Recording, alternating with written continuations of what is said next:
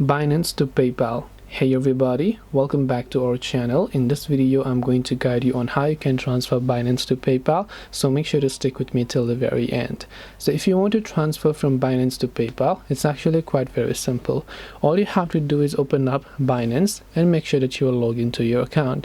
Now it really depends also whether you're trying to transfer a fiat currency or a cryptocurrency. So just come to the portfolio tab.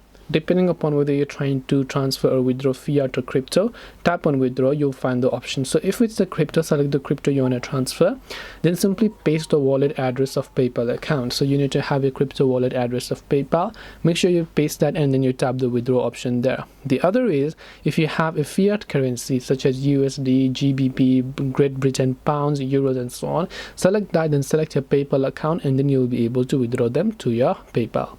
This way you can transfer Binance to PayPal. Hope this video was very helpful. If you have got any more questions, then feel free to also leave them down below. Thank you for watching till the very end of this tutorial, and see you soon in the next video.